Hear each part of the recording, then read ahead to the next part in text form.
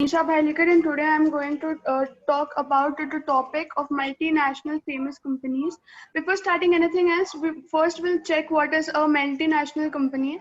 A multinational corporation has a facility and other assets in at least one country other than its home country. A multinational company generally has offices and/or factories in different countries and a centralized head office where they coordinate global management. These companies are also known as international, stateless, or transnational corporate organizations tend to have budgets that exceeds those of many small countries. Today, my topic about the multinational company is an Apple company. History of Apple Company. History Apple Computer Inc. was founded on April 1st, 1976 by college dropouts Steve Jobs and Steve Wozniak, who brought to a new company a vision of changing the way people viewed computers. Jobs and Wozniak wanted to make computers small enough for people to have them in their homes or offices. This is a picture of Steve Jobs. These are the Apple computers which were found earlier. This is the these are also the pictures.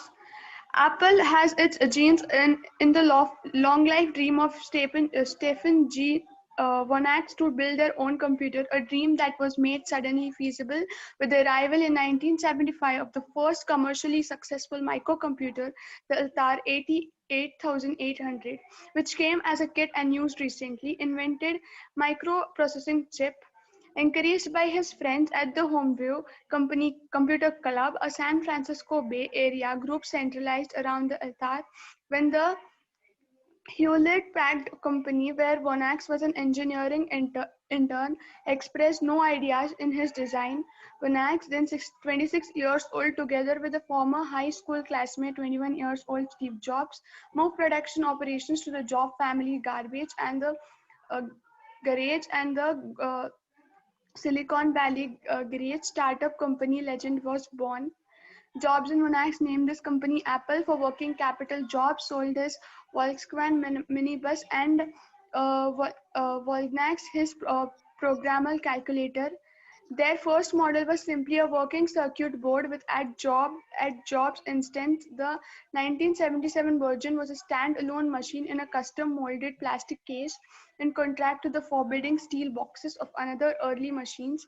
The Apple II also offered a colored display and other features that made Wozniak's creation the first microcomputer that appealed to the average person's commercial works. Though he was brass business novice whose appearance still bore traces of his hippie past, Jobs understood that in order for the company funding to grow, it would require professional management and subsequent funding. He convinced Reeks MC Kenna, a well-known public relations specialist for the semiconductor industry, to represent the company. He also secured an investment from Michael Marquardt, a wealth veteran of the Intel Corporation, who became Apple's largest shareholder and an influential member of Apple board of directors.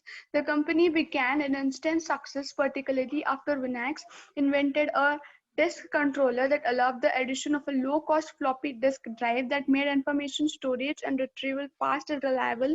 With room to store and manipulate data, the app too became the computer of choice for legions of amateur programmers.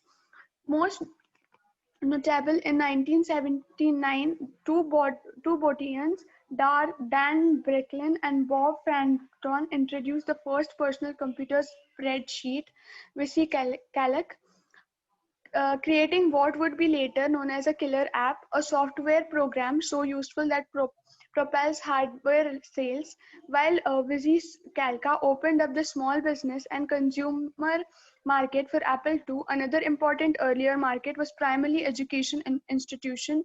By a combination of aggressive discounts and donation, Apple established a commanding presence among educational institutions, contributing to the platform dominance of primary school software well into the 1990s. Apple profits and size grew at a historic rate. By 1980, the company netted over 100 millions and had more than 1,000 employees in public offerings, and December was the biggest uh, since 1956, when the Ford Motor Company had gone public. However, Apple would face competition from the company interesting leading players, International Business Machine Corporation. IBM had waited for the personal computer market to grow before introducing its own line of personal computers, the IBM PC. In 1981, IBM broke with the tradition of using only proprietary hardware components and software and built a machine for readily available components, including the Intel microprocessor, and used DOS, disk operating system, from the Microsoft Corporation.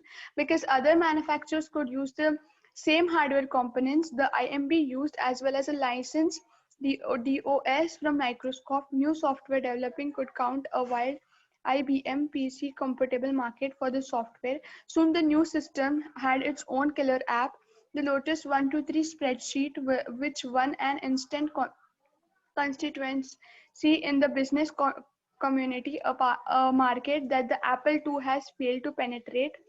Apple has its own plan to register leadership, a sophisticated new generation of computers that would be dramatically easier to use. In 1979, Jobs had led a team of engineers to see the innovation created at the Xerox Corporation, Palos Alto, California. Research Centers, PARC.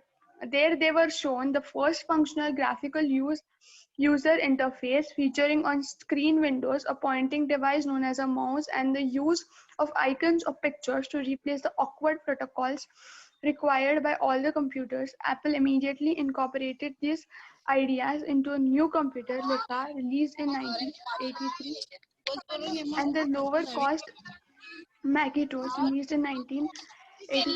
And the lowest Job himself took over the later project, insisting that the computer would not merely grade up insanely great.